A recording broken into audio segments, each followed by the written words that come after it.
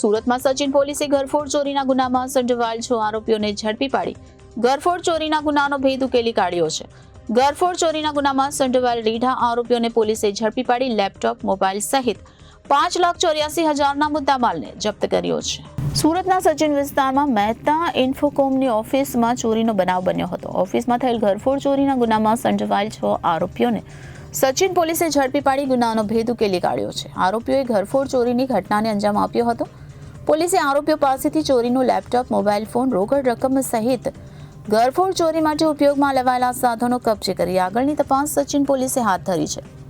સચિન પોલીસે પોલીસના ચોપડે નોંધાયેલા ઘરફોડ ચોરીના ગુનાનો ભેદ ઉકેલી કાઢવા પોલીસે દ્વારા 2 અલગ-અલગ ટીમો બનાવવામાં આવી હતી, જેમાં સીસીટીવી ફૂટેજ અને હ્યુમન સોર્સના આધારે આરોપીઓનું પગેરું મેળવવાની દિશામાં તજવીજ હાથ ધરવામાં આવી હતી.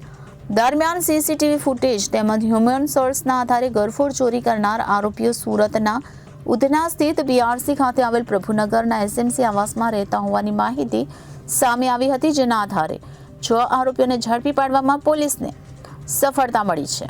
આમ ઘરફોડ ચોરીના ગુનામાં સંડોવાયેલ રેઢા આરોપીઓને પોલીસે ઝડપી પાડી લેપટોપ, મોબાઈલ સહિત 5,84,000ના મુદ્દામાલને જપ્ત કરી આગળની વધુ કાર્યવાહી હાથ ધરી છે.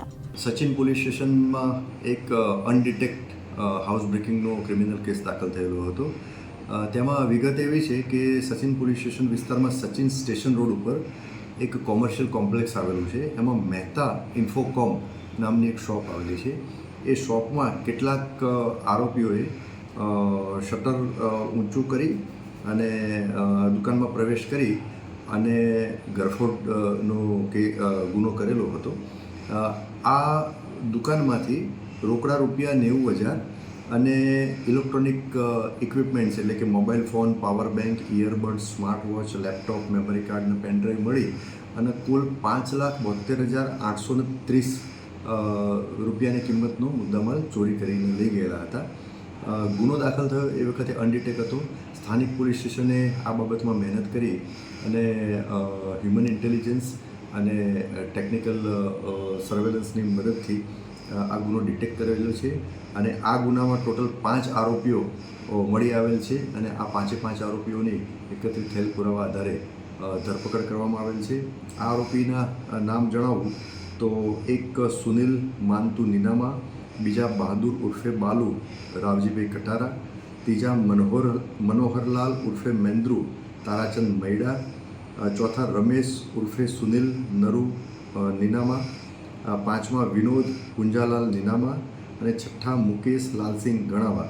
આ 6 આરોપીઓની ધરપકડ કરેલ છે અને આ 6 આરોપીઓની પૂછપરછ દરમિયાન જે હકીકત ખુલેલ એ આધારે પોલીસે આજે ઘરફોડમાં ગયેલ તમામ મુદ્દામાલ એટલે કે 90,000 રોકડા અને બીજા જે ઇલેક્ટ્રોનિક ઇક્વિપમેન્ટ્સ એ ટોટલ 5,72,830 ટોટલ મુદ્દામાલ તપાસ દરમિયાન રિકવર કરેલ છે. હાલમાં ગુનાની તપાસ ચાલુ છે. આ જે ગુનેગારો છે અગાઉ પણ સુરત અનેક પોલીસ સ્ટેશનનો ગુના નોંધ્યા છે. હાલમાં ગુનો ડિટેક્ટ થયેલો છે અને આજે 6 આરોપીઓની એરેસ્ટ કરીને પ્રાથમિક પૂછપરછ ચાલુ છે. પ્રાથમિક પૂછપરછમાં બીજા કોઈ ગુના કરેલાની કબૂલાત કરતા નથી, પણ હજુ તપાસ પ્રાથમિક તબક્કે છે એટલે બની પણ શકે કે વધુ પૂછપરછમાં અને વધુ તપાસમાં બીજા કોઈ ગુના કરેલાની હકીકત ખુલી શકે. આરોપીઓ અહીંયા રહેતા હતા કે બહારથી આવ્યા છે? આરોપીઓ સુરતમાં રહેતા હતા. મૂળ એ રાજસ્થાન તરફના છે, પણ સુરતમાં રહેતા હતા અને છૂટક મજૂરીનું અને એનું કામ કરતા હતા. Reporter Hitesh Prajapati, Janadesh news, Surat.